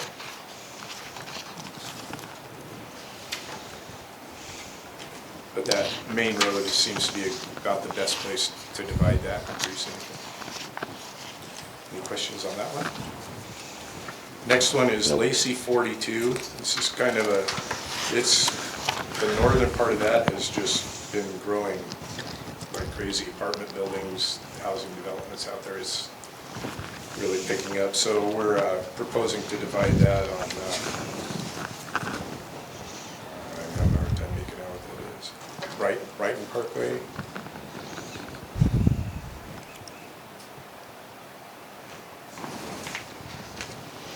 Okay. Questions? No. Nope. And Press on. the last one is Tumwater Precinct number 32. This is off of Old 99 out by the airport, just across the street from that. And we're proposing to divide that down 79th Avenue. It's about the only thing that actually goes through the middle of the precinct that we could divide it along. And that one already has 1,400 plus people in there. That's predominantly industrial, isn't it? Actually, this is kind of where the part right by Old 99 is, but back behind there where the old Trails Inn used to be Uh-huh. back there. It's a lot of houses back That there. is back there, yeah. Okay. So Questions? in essence, we'll be dividing 4 precincts, which means we'll be adding 4 precincts to our precinct total. We currently have 280 and we'll have 284 after this. When you guys were here earlier this year to do this, I remember that some of them were not just splitting, but there was actually readjusting boundaries. Am I right about that? Yes, earlier in the year, we had some that had annexations that we had to deal with. And, yeah. Oh, yeah, and you had to keep them within the municipal boundary? Exactly. Okay, yep. Mainly Tumwater at that time. And usually we would do this, in February after the February election, but because, like, as Mary stated, the presidential primary in March, it kind of condensed everything for us. Okay, anything else? Nope, sounds good. No. So for your consideration this afternoon, Commissioners, for you to set a public hearing for December 10th for 3 in the afternoon, where you will receive public testimony related to this proposal. Considering at this point that might be your last board meeting of the year on December 10th, I will add another motion for you to consider, depending on the public testimony that you receive, for you to take an action and approving that as well after the public hearing. But if for any reason you receive significant public testimony, I can always arrange another board meeting for you to take an action. Thank you. All right, thank you, Mary, thank you, Tony. And you, I jumped you four places up. Thank you very much. Get you in and out. Yeah. Thank you.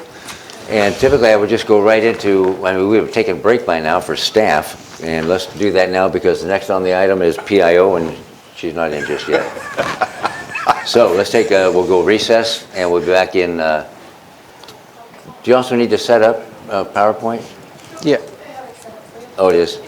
All right, let's take a real fast 10 minutes. 10 minutes.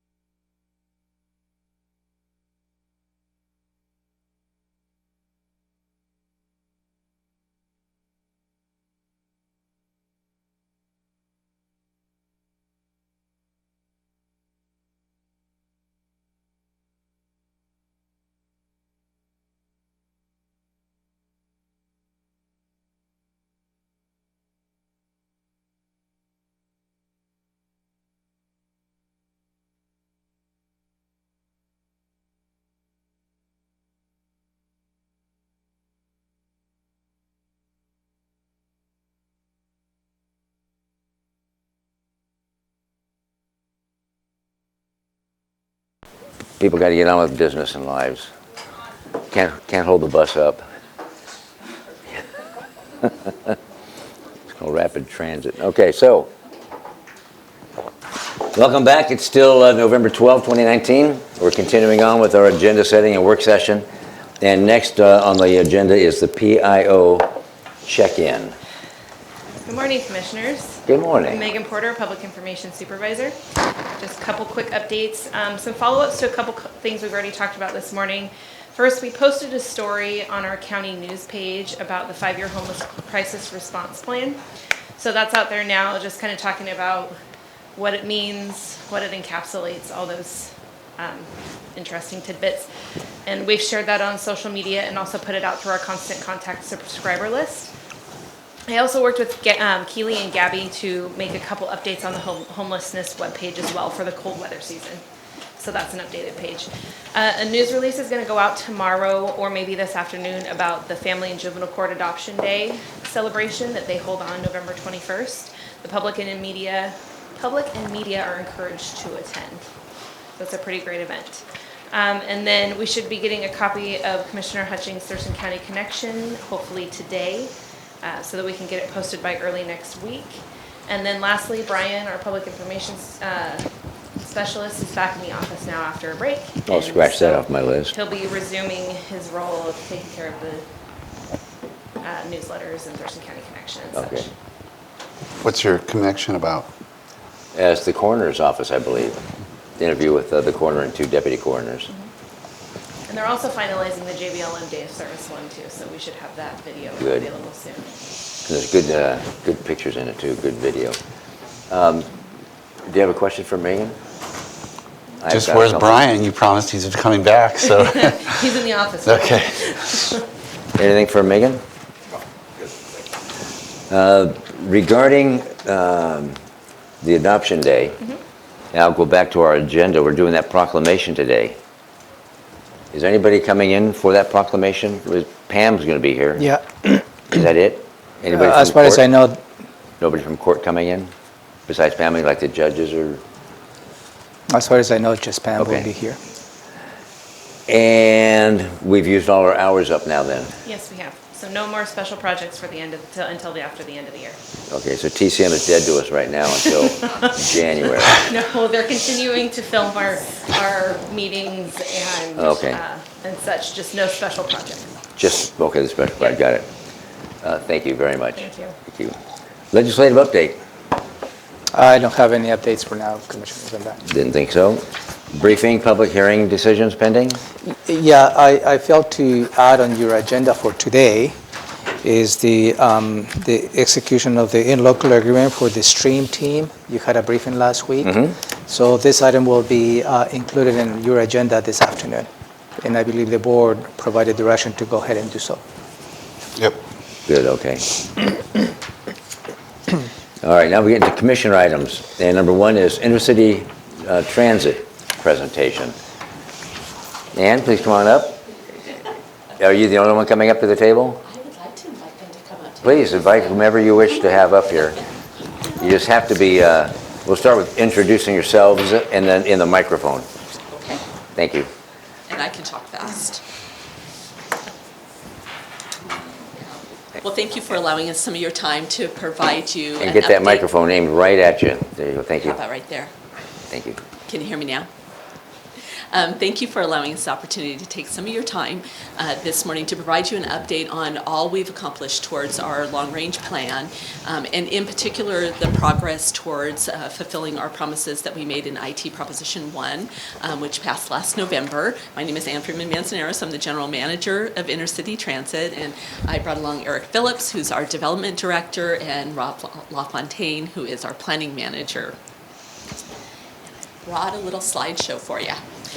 So this list of service enhancements was developed by our community through our 2-year public engagement process that we called IT Road Trip. The outreach effort was to ascertain what the community wanted from their public transportation system. We took over 10,000 comments and grouped them into these 9 actionable items. We asked the community to prioritize these elements. They came back and said, we think all of these things are important and we're willing to pay for them. 83% of the respondents said, create a transformational public transportation system. Don't just do what you're doing now. Don't just keep up with population growth and congestion. Be transformational. So with that inspiration, we have already delivered on service enhancements that we listed in IT Proposition 1 for 2019, and many of those that are listed in 2020. We've already launched, in fact, we've already launched our demonstration project, which is called The One, BRT Lite, which is listed in 2026, thanks to a state grant. We actually started to make changes in 2018. We made increases to span and frequency. We adjusted the schedules to keep up with congestion. We created a couple of new trip options and consolidated our express trips into Pierce County. All in all, we added 7.4% service in 2018. This year, we made changes in March and September, and of course, we went live with The One yesterday. We increased span and frequency this year by 17.6%, and we're gearing up for 2020 and beyond.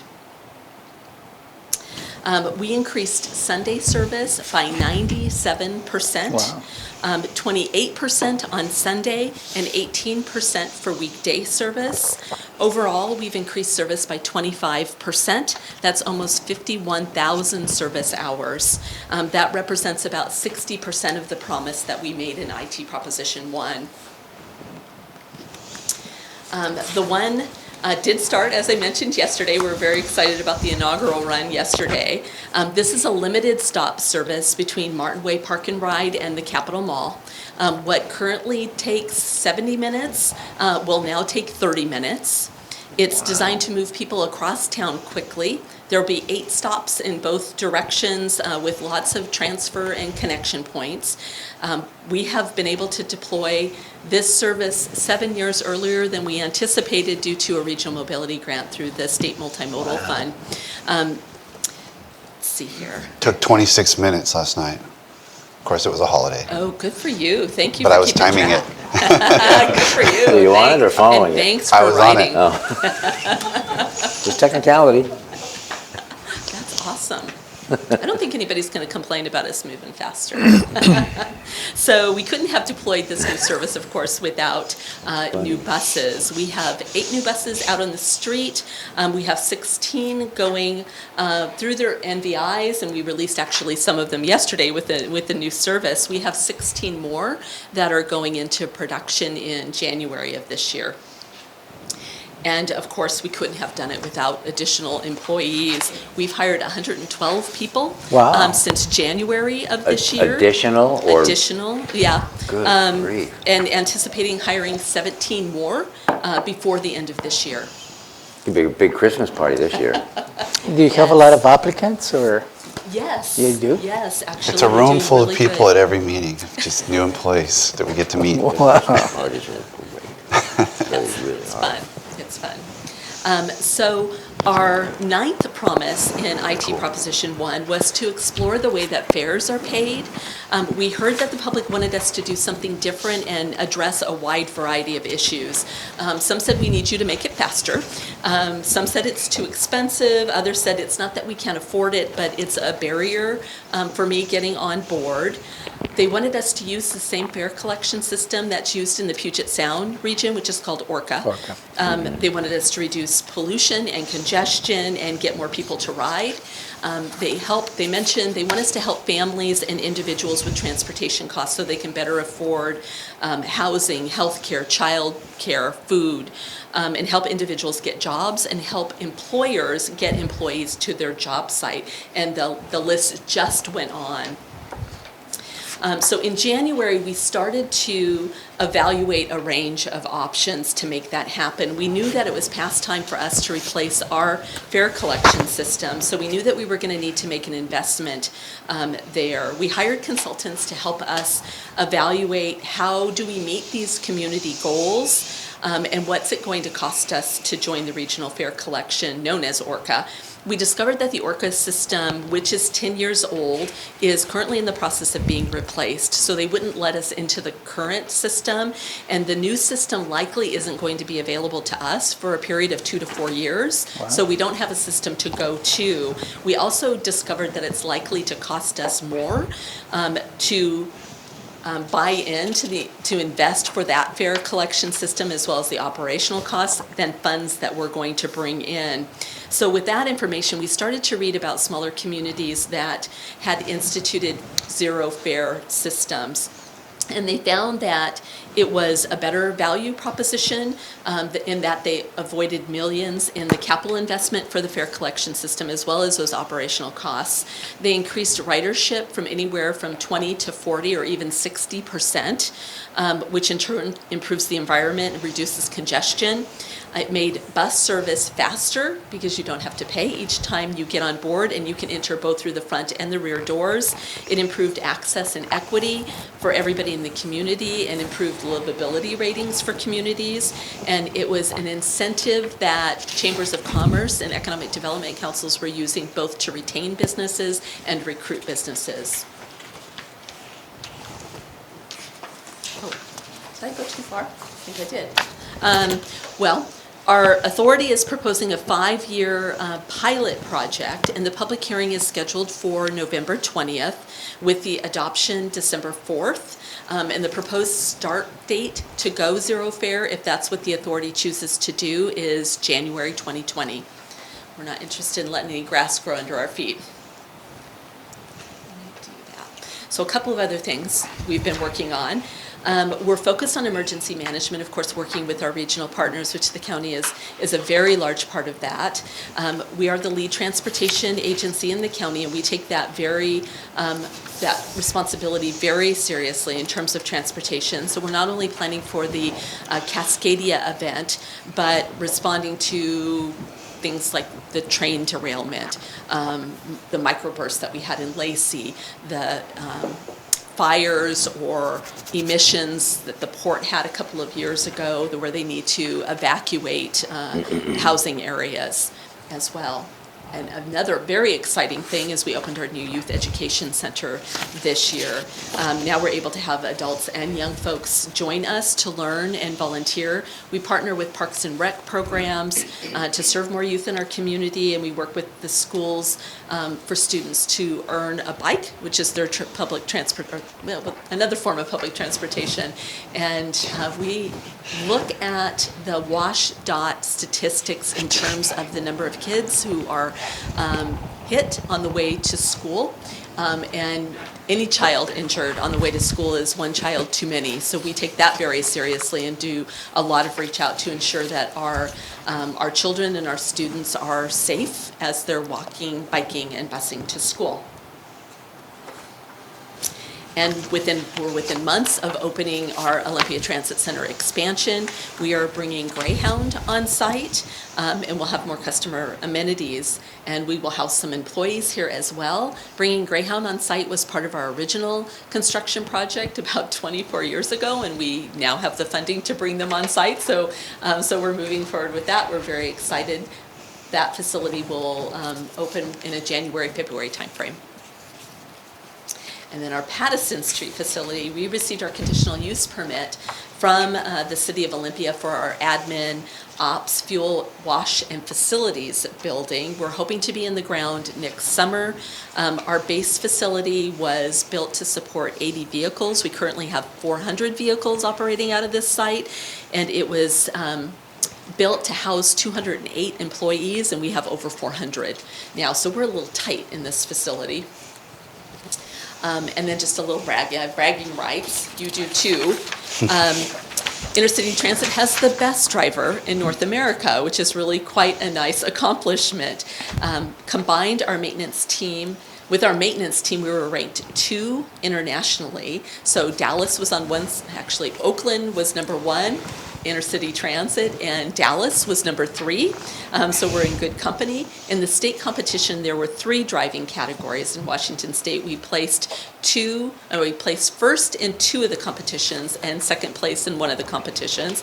Our maintenance team was again the number 1 maintenance team in the state of Washington. So for 5 years running, our combined operator and maintenance team took state grand champion. So we are the only name on that plaque, which we're very pleased to say. Nice. And last but not least, a really nice acknowledgement of our community engagement process, IT road trip. And recognition of the county as well, who was a big part of that. Romero participated in that process. We're pleased to share this award with you as well in the governor's recognition. And I will just end it there if you have questions.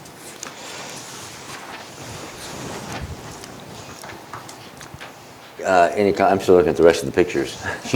Any comments or questions?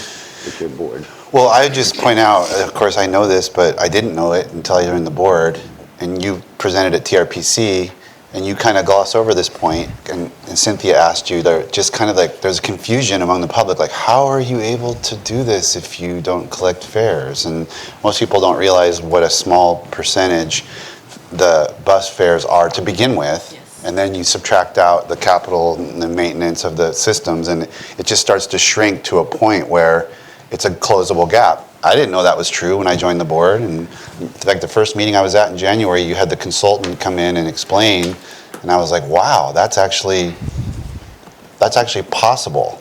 You know, it's still going to be there's still challenges, but that's what a lot of people don't understand. And so it's important, I think, to understand, you know, why that it's not an irresponsible step to look at this. It's actually, it makes a lot of sense, and for the reasons Ann just explained, I think. Questions or comments? Yeah. What's the plan going to be if we have an economic downturn for the 100-some new employees that we added to the existing workforce? What's your, do you have a plan? Maybe you don't need to get into it, but do you have a plan? Well, a couple of things. One is we didn't know the outcome of the election last November, so we had been running pretty tight in terms of employees because we didn't want to get into a situation where we needed to lay people off if the community had decided that they wanted their transit system to be smaller than it was. So that's one of the elements. The other is that we budget really conservatively. So over the history of the organization, our returns have been 5.8%, and Rob will correct me if I state anything incorrectly. The 10-year period that involved the lightest recession, it ran about 2.3. So in our long-range financials, we look at a 2.5% return. So in budgeting conservatively, we feel like we can weather those ups and downs. And I would say in the last recession, we were probably the only transit system in this state that didn't have to cut service because we do budget conservatively to ensure that we can maintain our service level that our community becomes accustomed to. Great. What about on the Greyhound change that's been in the works for a lot of years? Yes. Is that going to be a 24-hour operation? It's not. It's not. So Greyhound will maintain their schedule, and their driver will have access to the facility to drop off packages, and that's a large part of the business that Greyhound actually does. But we won't be in the facility for 24 hours. We'll maintain the service hours that we have currently. And maybe lastly, are we going to have any kind of expanded service down south, possibly? Rochester, Grand Mound area. I know they weren't in the area that the new taxation went in, but they might be supporters if they saw. I think maybe that community isn't susceptible to, trust me, I'm from the government. They want to see something to validate that. Yeah. And so that's kind of where I'm going. Yeah. So it's something that the board considers, or the authority considers every year as part of our strategic plan. And when we built Proposition 1, we built it with a look just at the current PTBA, the Public Transportation Benefit Area, and that's the service levels that are promised there. There is additional service out to Yelm, but not beyond our PTBA. If that's something that those communities desire, there's certainly a process that they can, and actually it's coming to the county commissioners to have that conversation. How's the rural transit? Because there's some rural services to There those is areas. indeed. What is the coordination between IT and the rural So services? Thurston Regional Planning Council operates RT, Right. and they use our planning staff, actually. They utilize our planning staff to do some of their route scheduling, and then we connect. We make sure that we connect in, so people who are coming in from those more rural areas can connect in with intercity transit and get where they need to be, either in the intercity transit service area, or they can connect up north to Pierce and King County, or out to Mason and Grace Harbor. Can you hit on like 976 and what pieces of everything we're doing could be affected?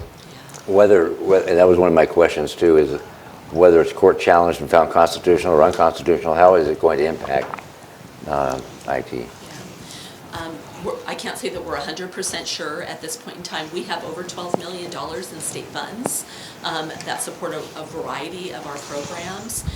There's portions of those dollars that are going into the Pattison Street facility, into the One, provides operational dollars for the One service, for our 612 service that goes into Pierce County. Special needs transportation is probably a key element there, as it would affect our special transportation funds. So there's a variety. What we've heard preliminarily is if something is under contract and there's a leverage, and it leverages federal funds, there might be an opportunity to retain that, but again, they don't know what the state legislature is going to do. So we're in a wait and see mode. But $12.2 million. Brief, okay. I've got a few questions. Number one, the slide that's up, can you explain that to me? It looks like the far left photo, that's the number of people that fit on a bus? Yes. What's the middle one and the far right then? So the middle one is the same number of people and what the amount of space that bikes would take. And then the far right photo is the same number of people and the number of space that they would take if they were all in single occupancy vehicles. They look like a lot more cars than people. Okay, interesting. Number one is a comment, and that is the Youth Education Center. Spot on. That is that excites me. That's pretty cool. And Dial-A-Lift. I had complaints years ago from some senior citizens that were saying it's really bumpy and it's hard on their bum. I'm guessing it's because it's built on a truck frame, isn't it? Yes, and we do have some newer vehicles as well, because we heard that complaint as well. And part of it would depend on how fragile somebody is, and part of it depends on the state of the roadway as well. Got that, okay. So at least you're moving in the right direction that way. I hope so. And the bicycle registration, is that done online? You had bike registrations? I thought I saw bicycle registration here somewhere. We do run the Bicycle Commuter Challenge. Maybe that's what it is then. In May. All right. And you can sign up online for that.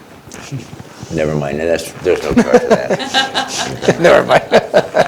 I do ride a bike. If somebody wants to donate a bike, you can contact us anytime as well, because for the Earn a Bike program, it's built on donations. And then we have a group of volunteers that come in and rehab the bike and give them to children that need them. And finally, do you still receive a ton of comments from the drivers where people are violating the right-of-way of buses entering the roadway again? You know, I would turn that over. No? I just see it so often. They're probably used to it. All right. Ann, Rob, Eric, thank you very much. Any other questions or comments? Thanks for your time. It's a great, I love the culture at IT. Appreciate it. The culture of the whole organization is just, I love it. It's very welcoming. It's family oriented. Thank you. Thank you. Number 3 on the agenda, Black Lake SUD request. Information. Yes. You received on your email, maybe last week, where members of the Black Lake Special Use District would like to have a meeting with the commissioners before Thanksgiving. That is not going to be possible. And also, they would like to have the commission take an action on their proposal. As I understand their proposal, they want to go through they do some improvements on the Black Lake Special Use District. So there is 2 differences between the Lake Management District and the Special Use District. The Lake Management District is where the county provides administrative support, and there is a compensation as to how the county provides that support. On the Special Use District is an independent district. It was formed by the citizens, in which the citizens within this district voted themselves to tax themselves, in this case to take care of the water quality of Black Lake. So the district has been, at least my understanding, in the process of doing some improvements related to Black Lake. And there is a couple of actions the commissioners may need to take in order to accommodate this request. So the Special Use District, they would like to issue bonds in which they can generate revenues to do their improvements. But the means and methods as to how those bonds should be paid, either is going to be through rates and charges, and you're familiar with that, and or maybe on a special assessment that you may consider to do that. So we're coordinating. I believe they are trying to have a meeting with the board for the Black Lake Special Use District Board representatives to come and provide their perspective. They provide their outline as to what they're planning to do with this. And also you might be hearing, urging the commissioners to take an action before the end of the year on any rates and charges or any special assessment. I understand this is of urgency, but as you know, the board cannot take any items or any action related to rates, charge, or special assessment related to fees without giving the public the opportunity to weigh in, and also develop an opportunity for the public affected by this particular taxation to appeal that decision. So all that needs to be vetted, and I just want to give you a heads up. It is coming in the first or second week in December, and you may feel that perception or that request of the sense of urgency they have. And I understand the sense of urgency because any rates and charges needs to take effect January 1st of any given year. Mm-hmm. But unfortunately, based on the request that at least that I received to set a meeting before you, is now the time. Secondly, and Robin can fill in the blanks if I miss anything. Secondly, there is a concern because I have not received a particular draft ordinance or a draft proposal as to how they're planning to implement this. If the expectations for the county to develop a resolution, ordinance, whatever legislative document you need to take an action on, the question is going to be who's going to pay for that. And that creates a little bit of a conversation that we need to clarify. Because the county, again, that is the difference between a special use district and a lake management district. At this point, really is no action for you. I'd just like to give you a heads up. This is coming your way. So when the representatives from the special use district from Black Lake will come and give you their perspective, those are the parameters in which they're going to be give you that request. So this really should have started in the spring, easily. Tim Wilson, right? Tim and I have been working with the district and with Elizabeth for many months now, trying to get some clarity on exactly what it is they're looking for. Elizabeth has been exchanging email and phone calls with their attorney. And we only just received the $5,000 bond that pays for county staff time to actually work on this I didn't know just a that. couple of weeks ago. Yeah. Yeah, so we have been talking with representatives from the district. We've been exploring what it is they want. We've been working toward clarity. As soon as we got their payment, Tim sent to them a schedule of rates according to state law. The county engineer is responsible for developing those rates and was delegated to Tim, so he has done that.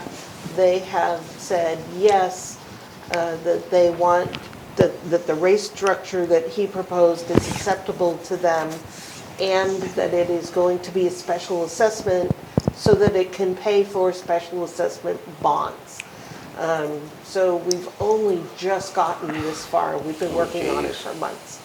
Wow. Go ahead, Gary. Is there an election that is required under the proposed direction they're going? It is my understanding that the approval is up to the Board of County Commissioners. To increase the rates and charges? I believe so. When they come, they'll have a lot more information for you. And when they come, when is that going to be? Well, that's what I think we're working, I'm going to look at Katie, I think it's the first or second week, Of December. December. And then how does that affect our bond rating with, that whole $1.80 thing? Does it have any Right. effect on that? It has no impact on the county's bond rating because the bonds are issued by the county. Once the board approves the special assessment, then it is back in the hands of the district. This is a separate taxing district. So they would issue the bonds. It's easier for them if they piggyback on one of our issuances because that would be more cost effective in terms of what we pay bond counsel. But it's really on them. But this eventually comes down to a councilmatic decision as far as, I would have to double check that. Elizabeth can confirm that. I think that that's the case. Because at first when they came to us, they were just saying, hey, we need the board to approve this. And it was like, what's the public process? Oh no, the board just needs to approve it. No, there is a public process that's required, including public hearings, and that's what we're working out right now. And a public perception. Well, there's that too, yes. What is it they're I trying didn't think that you'd be willing to oppose a new tax or fee without some public input. What is it they're trying to do? There's a treatment that they want to do for the lake, and it's been so long since they told me that I don't. This alum I thing? think it's an remember. I alum think it treatment. is. Okay, I had a meeting with them back in the spring about They that. told me that they had met individually with each of you, yeah. Okay.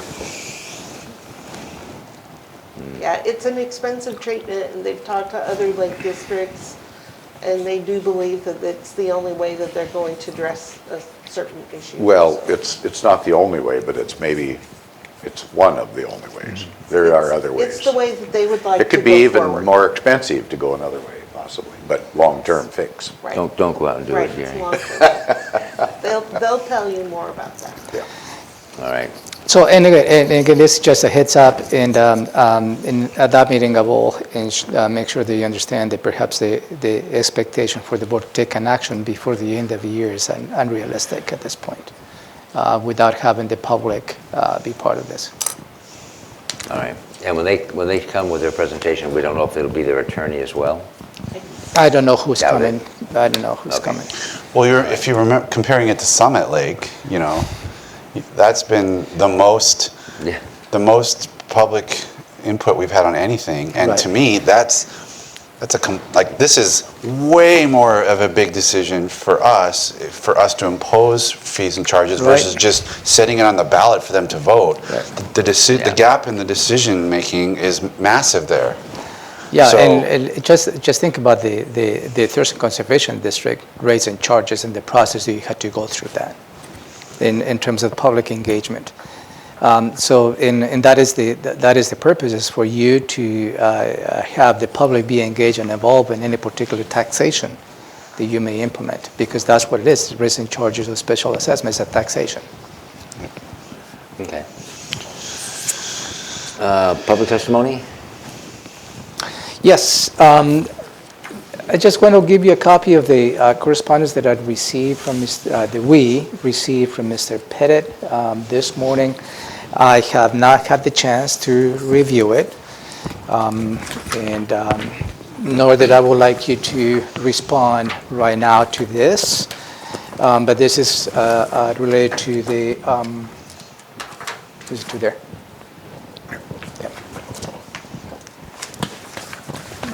To the item you have on your agenda this afternoon related to the courthouse and administrative services building proposal. Do you have anything further under public testimony? No, I don't have anything else for you. Here, sorry. I'm sure you have a copy of this.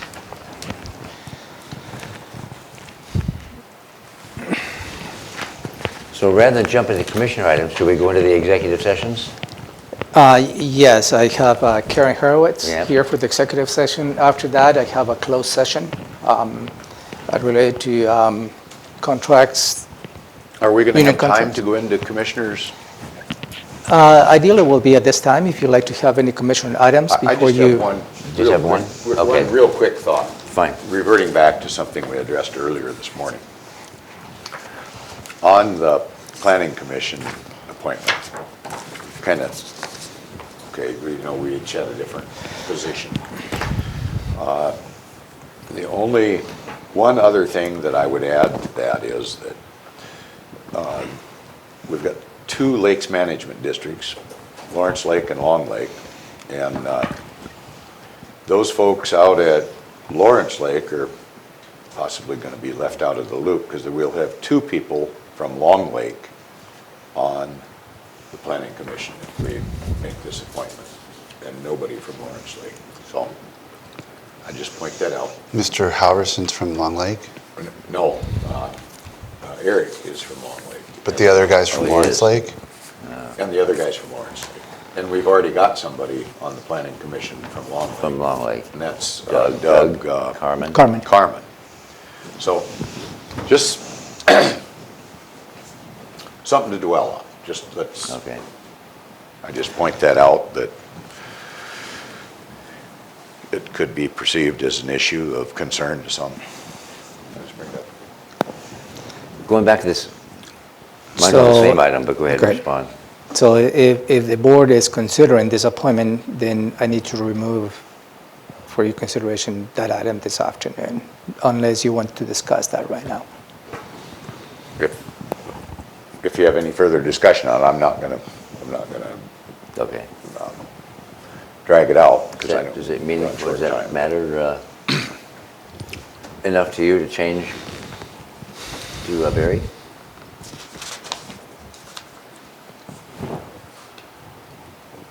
Give it a think for a minute. if you Yeah, want. I'd like to give it. I want to ask you about the same topic. When this board in early 2017 took that action on not having electeds on boards or commissions that do not mandate an elected on it, was that a protocol, a procedure? Was it a philosophical belief, or was it a policy? It was not a policy. It was a conversation, a direction of the board back then. They put those Okay. parameters, and that was your justification at that time when you removed a member of a commission who I think became an elected official. Right, okay. Yeah. And I remember But that. I it was, just didn't it know was if not a policy, it was not anything in writing, it was just the discussion of the board, and how the board weighed in as Okay. to the rationale behind that decision. Okay, now regarding 2-on-1, representing one lake,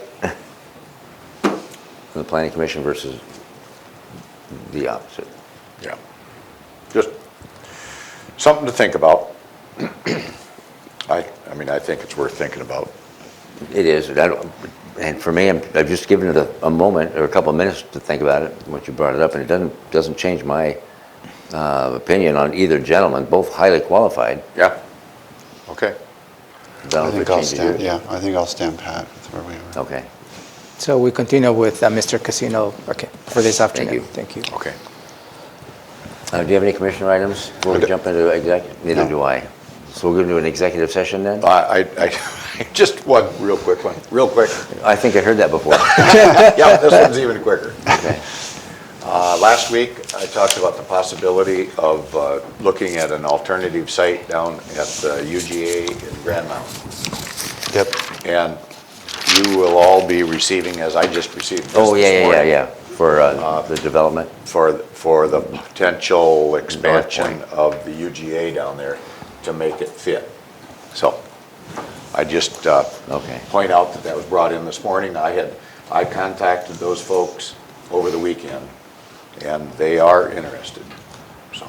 Which folks? The North Point folks? No. The UGA folks? The DROT folks that DROT, are interested. that property. in Proceeding, and I guess that deadline is on the 15th, and I believe they've already got their paperwork in, except they were told that a 40 out of that wouldn't be within that UGA. So that all needs to be hashed out. I just want to let Okay. you know that I Well, worked good. on it over the weekend. And something's going, and you'll get what I've got here. I haven't had a chance to look at it, so can't tell you much about it. Thank you, sir. That's it, sir. All right, that concludes this portion of the agenda. Now we're going to move into executive session. So microphones off, please. Thanks for tuning in.